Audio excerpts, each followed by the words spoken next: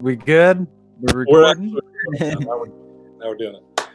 What up, everybody? It's Mental Health Monday. It's that time again to get your mind right. As you can see below, we have another guest with us today. Ladies and gentlemen, welcome D'Chyna Deen to the Chase Shep show. Bum, bum, bum, bum, bum. Hey! Hey, what's up? What up? So I guess I'll give you guys just a little bit of my background, like education and career-wise. So of course, my name is D'Chyna Deen. I will be 22 this year on May 3rd. I am a Taurus.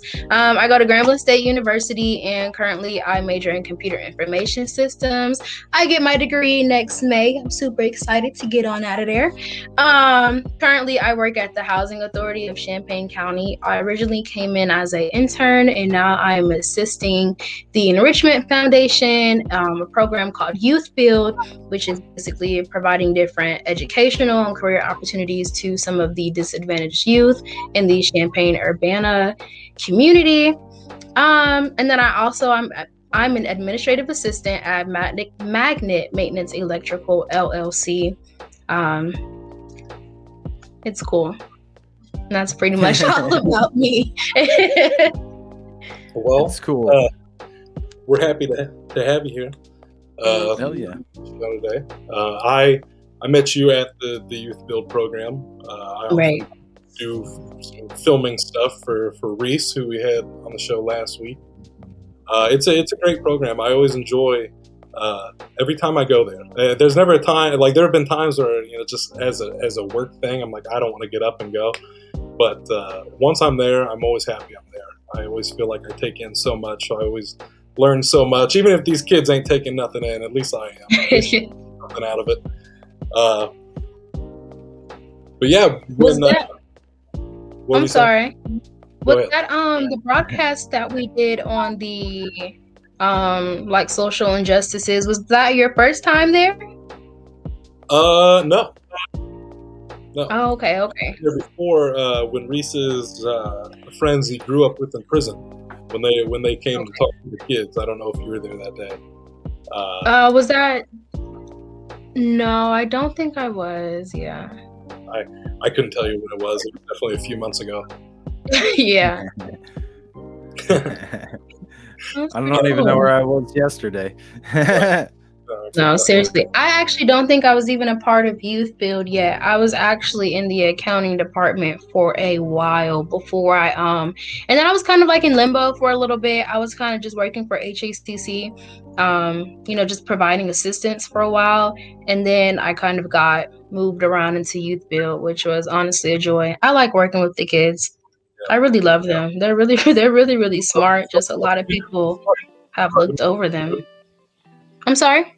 When did you start at Youth Build? I started at Youth Build. I think I started at Youth Build in December, but I still wasn't working directly with the kids. I was doing more like flyers, working on different like newsletters and stuff like that. So I hadn't met the last cohort. And I don't think I had even really met all of the team at that point. I really started getting integrated with Youth Build. I would say like January, when the last cohort graduated, and then when the new cohort was brought in. I don't think I was there the very first day they were brought in, but I was there since their second day, which was like sometime in January. It's about what So it's been really nice. Yeah, they're a little hard-headed at times, but they're really a joy to work with. I actually didn't think I would enjoy working with kids. I mean, I'm a technology major, so that wasn't really anywhere in my plans, preaching to the youth or working. Well, I'm not going to say working with the community wasn't in my plans. When I was in high school, I did a Black Lives Matter protest in San Diego, California at the 4 Point Corners. So I have been involved in my community before.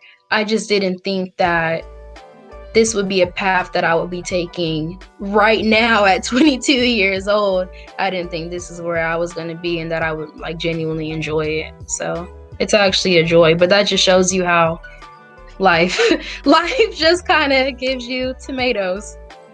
You just kind of work with we were talking before the show about how things happen for a reason, and I was just getting ready to say, it sounds like both you and me both did not expect to be a youth build, but life just kind of happened that way, and there we both were at youth build.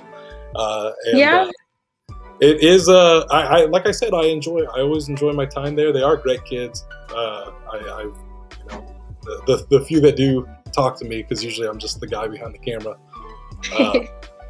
But that day we were filming the PSA, you jumped in there at the end of the video, and we have a little bit of footage of that, of you talking to the kids, and you're just throwing out all sorts of hard hitting questions. I don't know. It was right then and there. I was like, I gotta talk to this person more, because she obviously has a lot on her mind. She's got a lot to say, and so today just gonna have a general talk about mental health with you. Yeah. I think when I talk to people, I like to kind of challenge their beliefs. Well, not in a judgmental way, but I just like to push people beyond what they know. I like to get them comfortable with being uncomfortable, ask them the questions that maybe they haven't thought about, because that's kind of what I do to myself. I push those boundaries. So I'm glad that you felt like that. That's what I try to do with them, because a lot of times, them being young, they speak about a lot of stuff that they really don't know much about. And then you ask them questions to question their beliefs, and then they give you totally opposite answers. So it's just kind of trying to see, what they really believe in, how much they know. But they're highly intelligent. They teach me a lot every day. But yeah, I enjoy working with them. But yes, mental health. We'd been talking for like 30 minutes before this, and Shep was quiet the whole time. So I'm gonna let you throw in some questions here. I don't even know. Like I said, are you trying to go back and talk about what we were all talking about here beforehand, or what's up, man? Because I got no clue myself. So I think we all, it seems like at least all of us, well, I don't know about you, Shep, but we deal with anxiety. We were kind of talking on different ways we've tackled that over the years. So there we go. Ooh, anxiety. Well, first I kind of want to talk about the different symptoms of anxiety. I know, and the reason why I brought this up is because I recently I had a doctor's appointment on Friday, and she gave me this little questionnaire to fill out, and a lot of the questions in there shocked me, and I didn't realize how many symptoms of anxiety I actually possess. So I just want to talk about a few of those things. One of the most common symptoms that I experience is jittery. I feel like I can't relax, I can't move, my hands start shaking really, really bad. That's typically the first sign of it. And then, my heart kind of starts racing, and I'm thinking, damn, is something finna go wrong? I'm kind of looking around, I'm analyzing every little piece of my life to figure out, did I do this? Is this right? Did I forget anything? And a lot of the times I'm thinking that that's just me being thorough, and that's literally just me doing too much. And that's just something that I actually didn't realize. And she was like, yeah, you have mild anxiety. And I was like, oh, okay. It's nice to know. I didn't know that. And it was just really interesting that going there and taking that questionnaire, how kind of real it presented itself to me. Okay, this isn't, normal. Because a lot of the times I think we talk ourselves into thinking that things are normal, and in actuality they're kind of, of course they're normal because other people experience them, but it's not how it should be. So let me ask you this. When you read that, did you think you had anxiety before? Did you feel like those things existed prior to learning more about anxiety? Well, yeah, I was in counseling for anxiety prior to that. I had a few anxiety attacks in, I think it was like 2019 or maybe like early, I think it was like late 2019 or something like that. I had multiple anxiety attacks and I ended up in the hospital several times. They thought I was having seizures, and I wasn't having seizures. I was having really bad anxiety attacks, and they had put me on, I forgot what it was they gave me. I didn't really take it. I'm not gonna lie, I'm not a big fan of, medication and stuff like that. So I didn't take it. Then it was the kind of thing, I read the side effects of it. I wasn't a fan of that. I didn't want to be sedated, because you had to take it every day, I think like twice a day, and that's just not something that I was into. So I ended up not taking that. I took the counseling route, and I was like, this is stupid. And from there is, like I said, is when I kind of got into doing the guided meditation and stuff. Yeah, I'm not much of a medication guy myself. For that reason, I don't like to feel sedated. And like we were talking about before, I kind of took the spiritual route. However, part of me going down that spiritual route was I started with counseling, and I got lucky, I believe, because I got a counselor who I really enjoy. Like, I actually look forward to talking to my counselor, but it's been so long because we just started to develop this sort of thing where, like, I can tell she knows me. Like, she knows me. She knows how my mind works, as a good counselor should, I feel like. And, right. It's one of those things where I'd call if it's like a Monday and I'm having just a terrible day. I'm having seizures. I'm this, that, the other. I'll hit her up and make an appointment on Monday. That appointment might be, Thursday or something. By the time I get there Thursday, I've thought on it. I've figured it out. And by the time I'm sitting on that couch talking to her, I'm just running her through what I've come up with. Everything past her. I'm like, what do you think about me figuring all this out? Like, what do you think? Did I get it? And she's like, man, good job. And she just kind of let me figure it out myself, because she knew I was able to do that. So I counseling's not for everybody. Medication's not for everybody. But definitely, spirituality has helped out a lot. And I think that's just because you get to know yourself better in a lot of ways.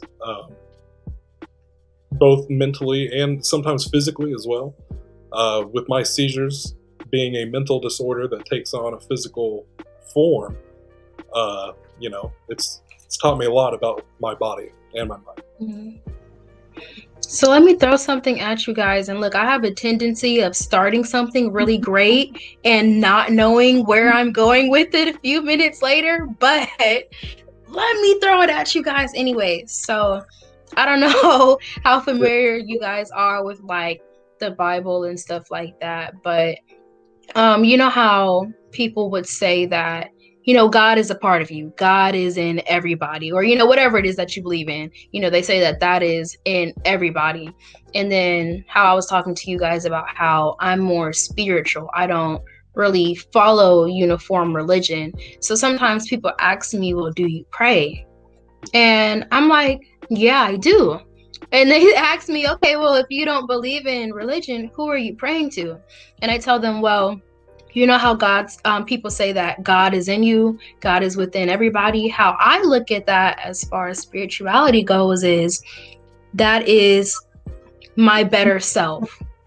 That is like, I'm praying to, the better me, the future me, the me that has overcome all of these things already, the me that has, the answers to the things that I'm going through right now, the me that is going to, just be there for me and support me.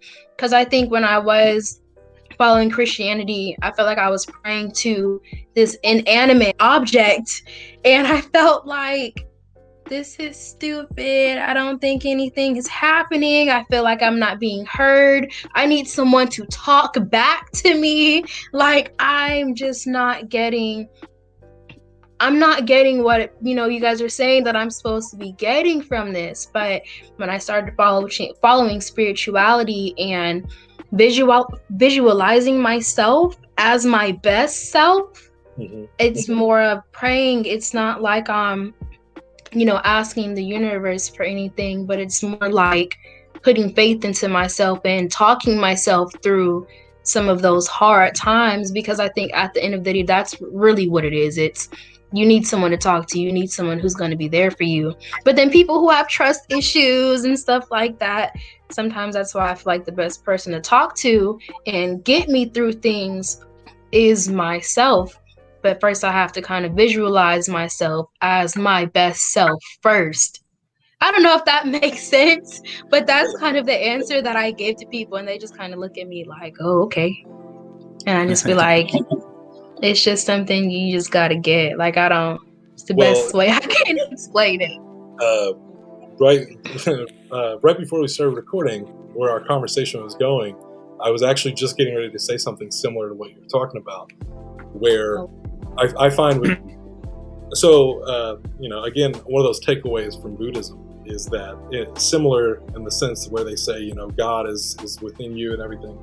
They straight up say the Buddha is you. The Buddha is everybody. You can be a Buddha. The Buddha is no one being. And so with that idea that the Buddha is yourself, I kind of started thinking of that in Christian terms, in the sense that, okay, God is you.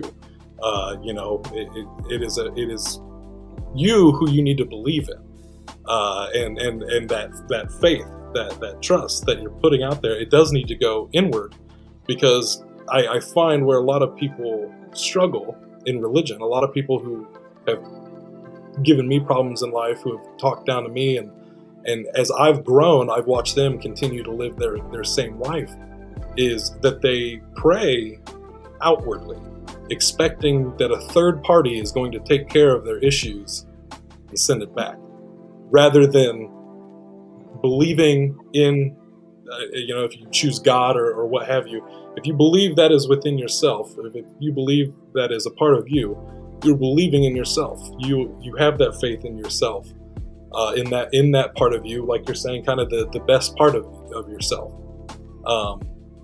And you were saying something along the lines of trust as well. And something I've been thinking on a lot lately is, obviously trust issues make a lot of relationships hard and stuff, whether they be romantic or what have you. But I've been thinking a lot lately about how people trust themselves. For me personally, I wonder, how much do I trust myself sometimes? I'll be anxious about something, I'll be worried about something, and I'll keep trying. When it's like, all I have to do is what we were talking about earlier, is to quit worrying. Trust yourself that the decision that you made was the right one. Trust that, what you're doing, you're going in the right. And I think people really struggle with that. Since January, when we've all kind of come together as this collective of artists that have been working together, I notice it's a big problem for us, is trust. But not so much within the group, but within ourselves. People will have the best laid plans and not follow through with that, because there's a part of them that doesn't trust themselves, that they want things to be perfect, and they don't trust that they're going to be able to do that. For me, a way out of that was the Chase and Shep show. The Chase and Shep show allowed me to start letting go of things a lot more when it came to my art, when it came to being hard on myself. We were talking about that earlier. I'm very hard on myself as a person, as an artist. And I sit there and I work over these tedious little details. And with the Chase and Shep show, I learned how to just let shit go, let shit be. Sometimes not everything's going to be perfect, and we've kind of created this aesthetic of leaning into those imperfections. The same when I make music, I lean into those imperfections. And it's just kind of trusting that we're going in the right direction, even if we're not sure. So I like that. I really like that. Yep. Something guys. Say what? I said, over to you, Shep. I've had so much to say, but then it's so much time passed that I forget everything. So it sucks. I feel that. I've had a lot. I've had a lot over here on all this. So sorry. I wouldn't know where to even start without holding down like 20 minutes. Like, give him a breather. No, I mean, like, that's how much I would talk, would be like for 20 minutes at this moment. Like, I've had so much. So, Well, I know you were talking about like believing in yourself, and I have like two different points for that. Two different scenarios that had came into mind. I was working with the youth build students, and we had took them to Parkland to do an FYE course, like get registered and set up and everything. And they had to take this reading comprehension test, and all of them were like, well, I'm not ready, I'm gonna fail, I'm not gonna pass this. And then when they passed and got those results back, they were like, I didn't think I could do it. I thought I was dumb. Like, I didn't think I was ready for college. And I had to really tell them, like, you guys have to believe in yourselves more, because the world isn't going to give you any passes. The world's not going to believe in you. The world's not going to be there for you to support you. You guys have to be that for yourself. And the reason why I thought about that is because I had a conversation with my godmom the other day about my business. I do cosmetics, so like lotion and body scrubs and stuff like that. And she was like, well, the market for what you do is so saturated, and it's not going to be profitable, and I don't think that's a good idea for you, and you don't want to put money into it and then give yourself a year. Maybe that's not the right route for you. And I had to keep telling her, I've analyzed the risk. I've already assessed these things. You're trying to understand, like, your intentions may be pure, but at the same time, I felt like anytime I talk to some of my family about my business, they're not supportive of it. Like, they don't believe it can happen, or they see so many other people doing it, so they feel like, well, why would people shop with you, or it's not very profitable and stuff like that. And that's just something that I like to be able to share with other people, because that's something that gets me down sometimes, is when you have these creative passions, whether you believe it's going to be extremely profitable or not, if that's what you love to do and you're passionate about that, go for it. Because I think a lot of times people don't do that. And I think that's part of the reason why a lot of people are so unhappy, because you're not really doing anything that makes you happy. And that's just something that I don't know why I brought that up, but I just wanted to share that with whoever may be out here, because that's something that pretty relevant.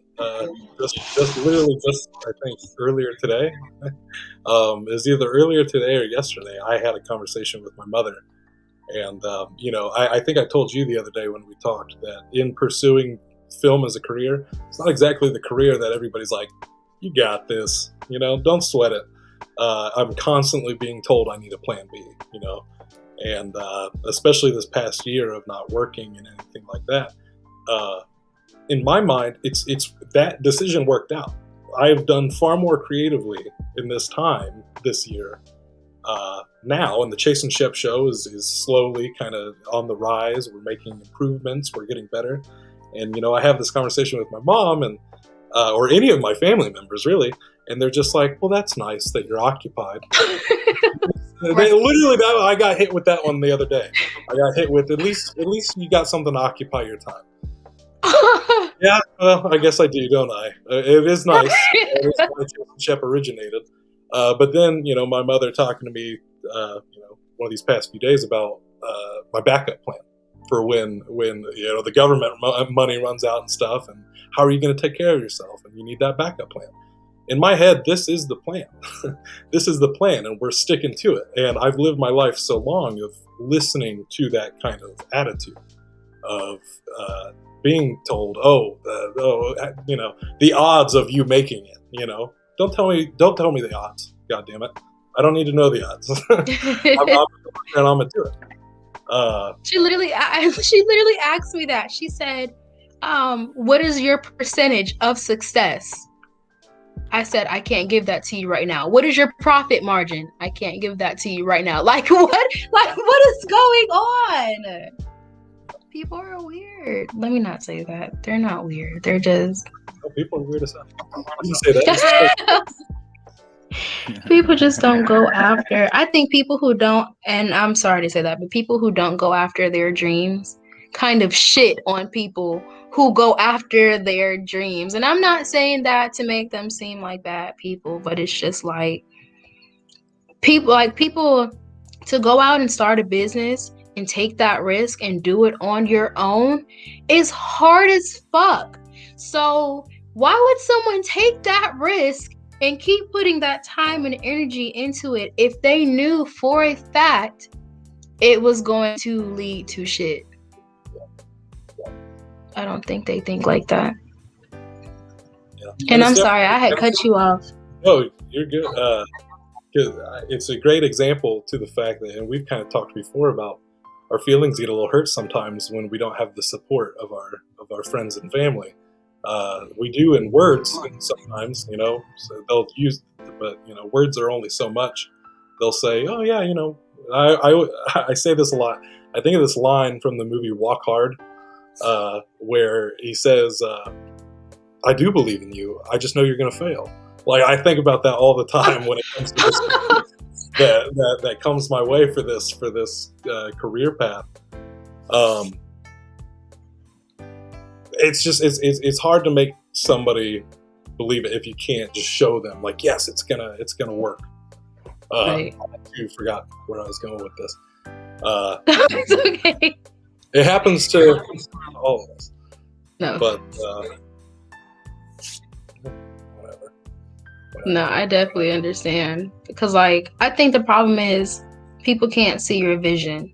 Like, what you see in your head and the steps you see yourself making and the hoops you already know you have to go through, but you're willing to go through those things anyways. I don't think that they realize that. I mean, we probably haven't assessed all the risks, but we've taken the time out and we've taken the energy to put into this. And all you're doing, honestly, I don't understand that. I believe in you, but I know you're going to fail. So what the fuck do you believe in me for? Like, what? Having this conversation with my mom, as soon as she said that to me, I kind of hit her back with, well, be sure to share our stuff on Facebook and all this other stuff. Or remind people that the Chase Shep show is 3 times a week at 7 p.m. Because my thing is, like, I do understand her mindset as my mom and within the family and stuff. I don't know how much of my family has ever actually put their eyes on this show, other than my immediate family. But we talk about weed, we curse, we smoke, we do all that. It's debaucherous most of the time. But it's also just who we are. We're not trying to hide who we are. That's the whole idea of the Chase Shep show, is of being ourselves and doing more of what we want to be doing. And that's how Mental Health Monday came to be, because that's something we wanted to do. We're turning Wednesdays into sort of a variety show because that's something we've wanted to do, for a while, is these skits, music, all this stuff. This is all stuff that we want to be doing, and now we are doing it. And so I'm being told, on the one hand, what's your backup plan when all this fails? Meanwhile, we're struggling to get people to watch the show and to all this other stuff, when I understand that idea of, like, oh, well, I don't want to show your grandmother, that you're doing stuff. You're telling me all you know in this world is grandma? You're telling me you don't know anybody else? You can say, hey, you're an adult. You can watch this. You can take from this. And, that goes for a lot of people. I know I have a lot of friends who I tell the show about. And then when we're doing the shows, I'm looking at the view count. I can see these numbers. and it's like, we can feel that support. We can visually see the support, and so that it's hard sometimes. It's hard to pursue those creative endeavors when people don't, like, throw their support at you like they do with other things. Like, if I was becoming a doctor or a lawyer or whatever, people would be all about that. They'd be like, absolutely. Yeah, sure. You got our full support. It's like, well, why? Because they don't have to support that's I'm sorry. Go ahead. I haven't heard from you all show. So I got the complete opposite spectrum than you guys have been talking on this topic, because I've done music for 18 years and I've never went about doing music as, this is my career, I'm gonna break big, I'm gonna do it, because it's, from what I've got to witness, I'm an observational type person, been that way my entire life. It's time and place, 100%. It doesn't, you could put out the best shit ever. I know one of the most talented artists I've ever listened to talking about topics way before they became like that we're dealing with right now. And I'm talking back in the early 2000s. He was a hip hop artist. Best I've ever heard. Never made it. Why did he never make it? Well, because he wasn't in the time and place to do it. And then by the time he could, he's going to go do the family shit. But like, as an artist, everybody thinks my shit's the best shit. I just made this shit nobody else is making. But like when you break it down and you start observing, and you realize it, it's like not everybody's going to be able to sit there and listen to every bit, watch every bit, share every bit, or they're not going to be able to start living their own lives themselves.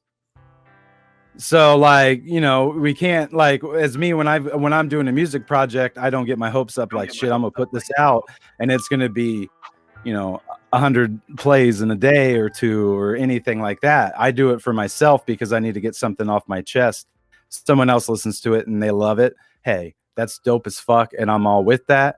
And I support that 110%. But as far as like, I mean, like when my mom, she's done it my whole life. She's like, that's a stupid ass hobby. You should get a career. You should do this. It's never from a place that she doesn't believe in me. I know she's proud of the music I make, and I know she probably listens to it on her own time. She's commented, throughout my life about it here and there. She said, I wish it was cleaner. I wish you did more, better stuff. But it's not from a place of, I think it's from a good place in their heart that they're telling you. It's like, it is very risky. Like take your very favorite music artist and like really break it down into their story, and you're going to find out a few things. Either one, they were born into a family with some money. Either two, they were born into a family that had really good connections to people with some money. Or three, they decided, I'm going to put it all out on the line and I'm going to go out there and be homeless if I have to, and I'm going to make this work. And that's like, to me, it's like you have those options. Your family ain't going to agree with you if you go out and say, hey, I'm going to be homeless. I'm going out to California. I'm going to play my music anywhere that'll let me play my music, because they care about you. So, of course, they're going to be like, don't do that. You could die. I care about your survival. So, it's hard. And that's why, like, to me, it's always been more about making that quality. If you make a quality product, it doesn't matter if, 2 or 3 people listen to it, watch it, buy it. If that one right person that matters listens to it, then it's game on. And that's why it's just about, like, that goes back to what you were saying earlier, believing in yourself. Why that's what gives me, like, I just do the music for myself. But hey, if something comes of it, I wouldn't be like, nah, I'm good on that. I'll just keep working my regular job. No, I'd be like, hell yeah, I'm gonna sign that. But I've been smart about it because there's been opportunities with that. And not everybody's like that. You got to read the fine print and contracts before you sign anything, especially with music. So I have a question for the both of you. Yeah, I'm sorry. Go ahead. Okay. I guess all I was going to say to that was just, I don't mean to seem like I'm bitching at our friends and family right now for not watching all of our stuff. No, yeah, I completely understand, but I hear you. I hear what you're saying for sure. No, it is like that though. I mean, you expect your immediate people to, like, your team, as I call it, to support that shit. There's definitely 2 sides to it. I was going to say as well what you were saying with the Chase and Shep show. It really has been more for us most of the time. We're doing things on the Chase and Shep show that we want to do. That's been the whole spirit of Chase and Shep, and like we talked about recently, we almost took a different direction right before season 3 happened, and then we swerved at the last second and said, nope, we're staying true to Chase and Shep, and it's paid off. Doing things for us has brought in that crowd. The more we focused on us, so that's been it's been dope to see that. I mean, and that's how it's supposed to be. I think with any market, your product, your brand, whatever it is that you're putting out there, is going to resonate with certain people. But if you know that it resonates with you, think about, I'm pretty sure you have things in common with a lot of other people out there. If it resonates with you, of course, it's going to end up resonating with someone else. So if you be true to yourself, I just feel like in anything that people are selling to me, if I can look at it and see that it's not genuine, or they're not being true to themselves or the cause or whatever it is, I'm not going to give into it.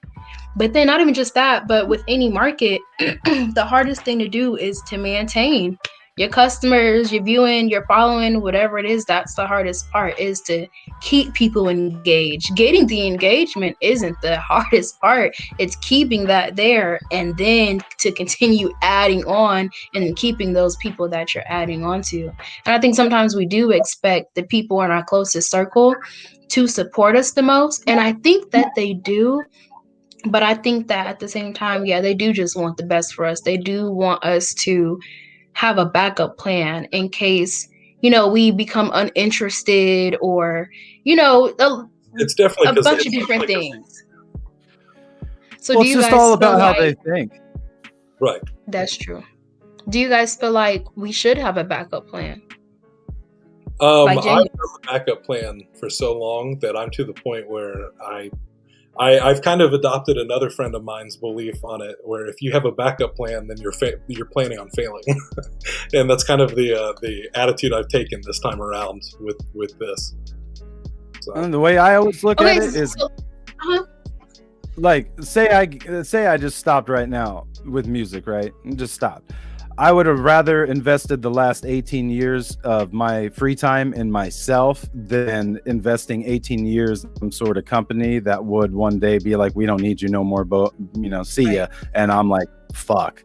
At least I spent that time for myself, regardless of how anybody's felt.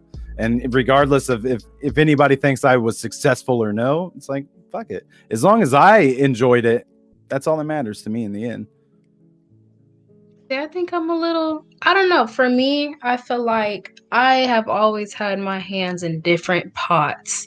Like, I'm a big fan of self-preservations. Am I saying that right? Because I say that wrong a lot.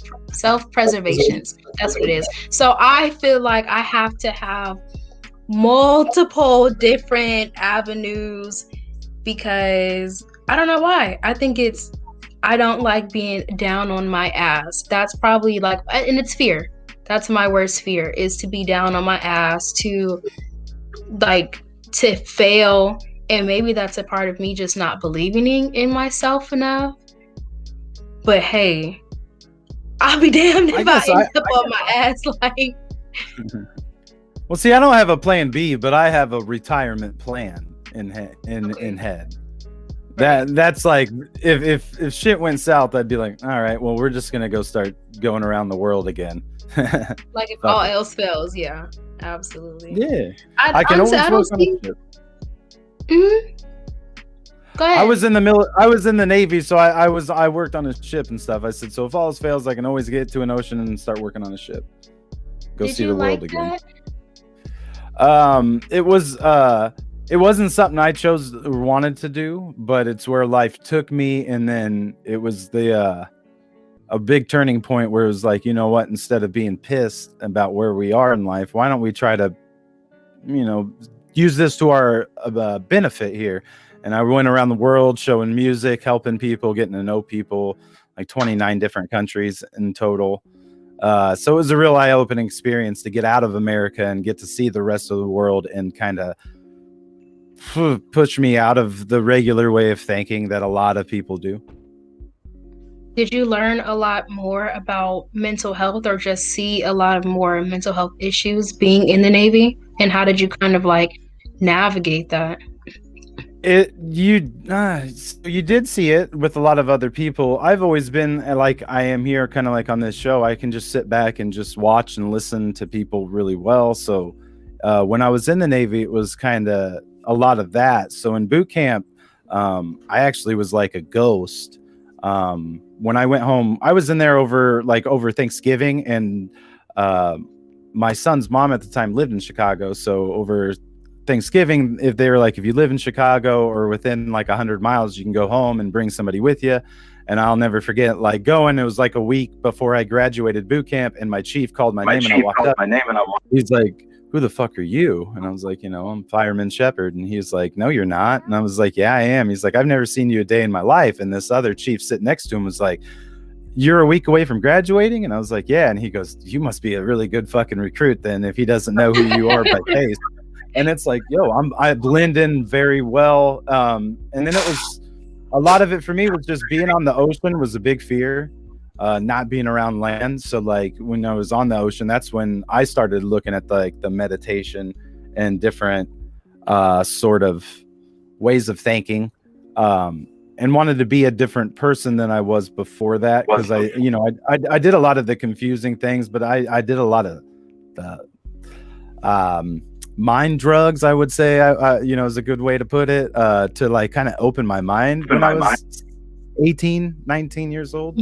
So getting to go around and talk to people, it was just, it was a lot weirder just to see other people's day-to-day problems and how that differentiated from like being in America. Like we went to one country where a sewer pipe was busted and there's just shit flowing out of it, and people were just stepping over it like it was a puddle of water and paying no attention to it. And it's like, we were like, oh my God, that's disgusting.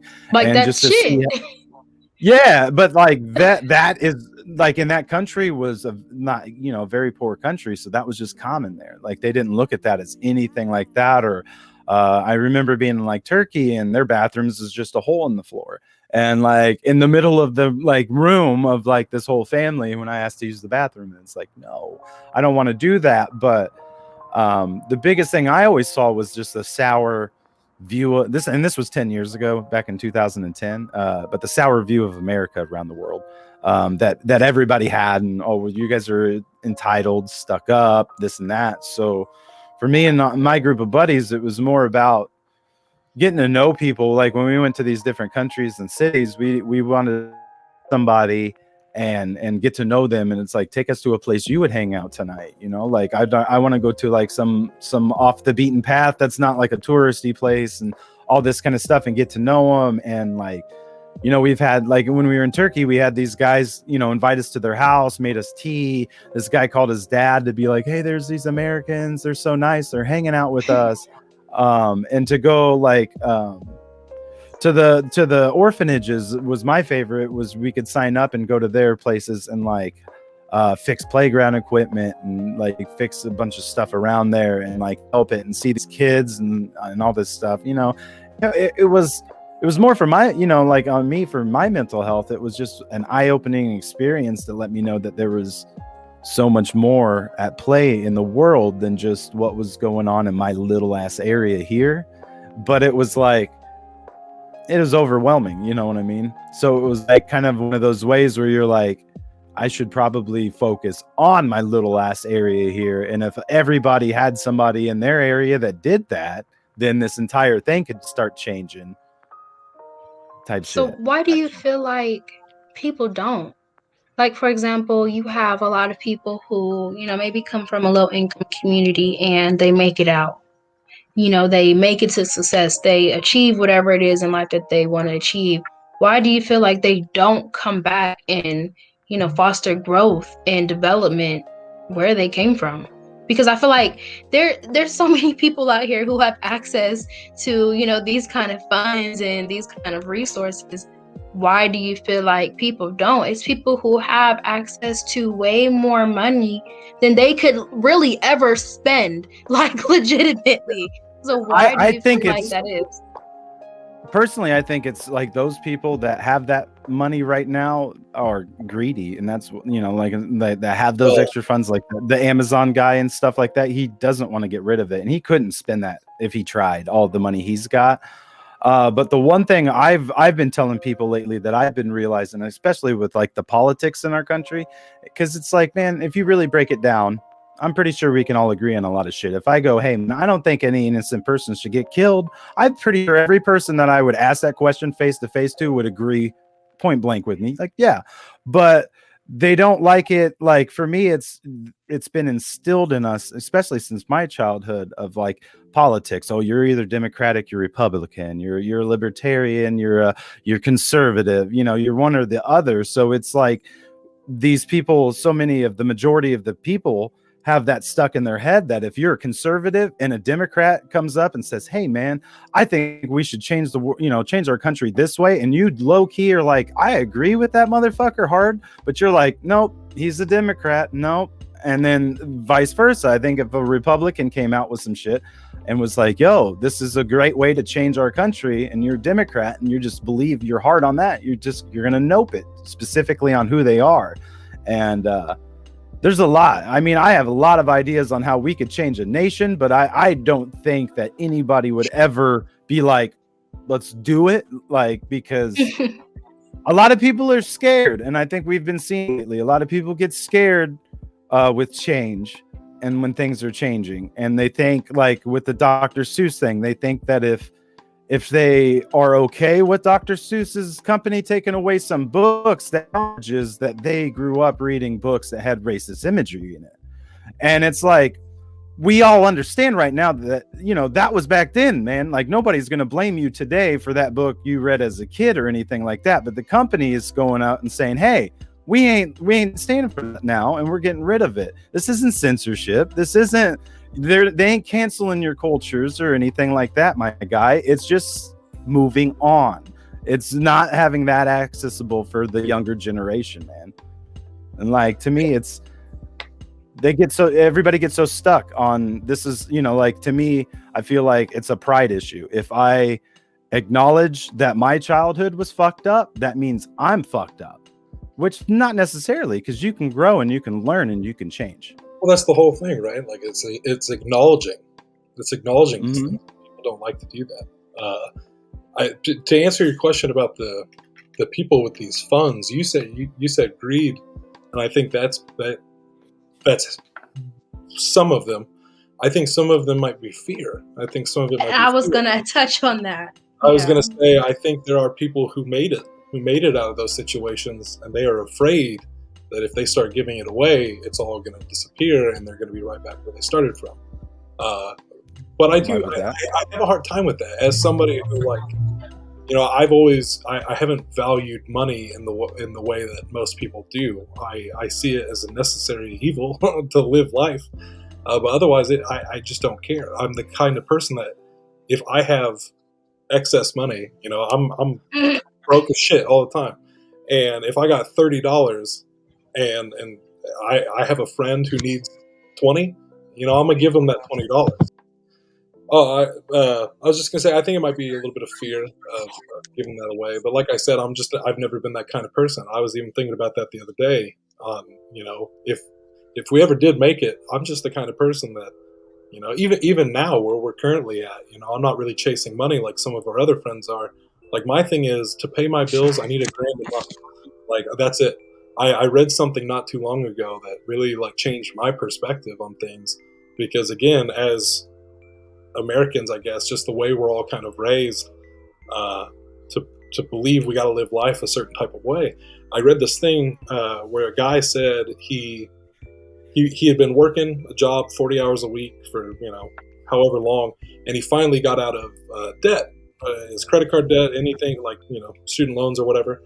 And so he realized he could keep working and have all this money saved up, or he could start working less and living his life more. And so he went to part-time, and he moved to Hawaii and he started, you know, just living his life. And because people have this idea that you have to live life in a way that you're spending all this money and all this other stuff. Oh man, if you want to fuck off to an island, you know, like, because, you know, that sounds like your thing, go do it, you know. But everybody thinks that there's a certain type of way it has to be done. But then to what you were saying, Shep, about you know, the Democrat Republican thing, I think it goes a little farther too. Any sort of label continues to divide us and gives us a hard time in understanding one another. And I was just thinking about that understanding element of Buddhism, you know, and the more you can know somebody, the easier it is to see things from their perspective. And when we're labeling everybody like this, there's that instant divide, right? But then there's also things that we're told about certain groups. I was thinking on this the other day about how, you know, as a white guy growing up, you know, anything that is programmed in my mind about people of color is exactly that. I mean, it is programmed into my mind. It's just shit that I've been told. even if I know it's not true. And it's associated with these labels. And it's like, how do we move away from this? You know, how do we move away from these things that we have set in our mind about certain groups when it's just not true? Again, I think it does come down to understanding, educating ourselves. You're talking about, you know, you're going worldwide in the Navy and getting to meet these people and stuff like that. And I would love to learn more about the world's culture, but especially. I think, well, I think that's one of the biggest shames right now is that, you know, that was a monopolized, you know, type of industry that they threw money on and whatnot. I think that as humans, that if you look back and stuff, even as far back as like the first humans on the planet and stuff, they traveled, man. They didn't just stay somewhere. They didn't just go sit somewhere. They moved. And I think that if people did that, because nowadays a lot of people, I could name you 50 people right now that have never left my state, right, let alone, you know, the fucking country. If enough people started traveling and got to see the world, different cultures, how people left, yeah, and understanding, and it would be totally different, I feel. I definitely agree. Where I was going with this, though, is that especially with the events of last year, you know, I always considered myself to be a woke person, you know, but last year definitely made me start looking at things even more so. And I realized just how little any of us know about American history. Especially with, you know, I'm a big person for diversity in film and the arts and stuff, because what Shep was saying, he had the Navy. I didn't have that. I grew up in a small white ass town, and my access to the outside world was through entertainment and through these people's voices. So I'd watch foreign films, I'd get everything I could get my hands on. And now that we're seeing more diversity in film, in the filmmakers and the voices in these stories, just in the past couple of months, some of the movies I've seen, telling the story about Fred Hampton, you know, this is Chicago, this is our state. And it's like, why don't I know about any of this? You know what I mean? Why was I not taught about any of this in school? Last year, I watched Spike Lee's Malcolm X. And I read where he encouraged kids to skip school when the movie came out to come see the movie because you'd learn more. And that's definitely how I felt walking away from that movie. I just thought to myself, yes, we touched on this in school, but did we learn about any of this? Absolutely not. And, you know, granted, I'm the kind of person that I understand it's entertainment. I will go the step farther to do my own research. But it was really eye-opening for me, just how little we know about our own place. The Billie Holiday movie that just came out broke my heart the other day. I don't know how many times I've seen lynching happen in movies, but this one just hit me so hard. And it's just like, how does anybody see something like this and feel like it's okay? And it's something that happened not too long ago. You know, it's still happening. And, you know, obviously I don't have to tell you any of this, but it opened my mind. And I was having a conversation with a friend of mine the other day. She called me and something happened to her similar. And she's like, we've got to educate ourselves. We don't know shit. And I said, I agree. And she's a person of color. She's Indian. Nice. And we absolutely agreed. We don't know shit here in America about true American history. So rant over. So I'll pass it over to you. Have you guys seen 12 Years a Slave? Yeah. So my mom had me, I think we were covering Black History Month, of course, very poorly, probably like 7th grade. And of course, I come home, I'm kind of excited about it. I tell my mom, she forces me to watch the movie. So I'm kind of highly upset. I get really pissed off. You know, my emotions are really riled up. I dig into my research, and I actually got in trouble.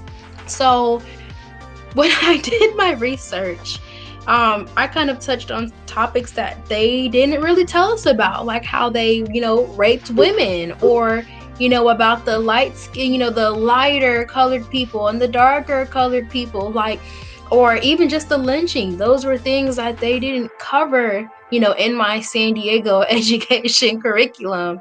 And I got in trouble for like presenting that to the class. And okay, I understand maybe in the 7th grade that's inappropriate, but in the education system, you guys aren't really educating truthfully.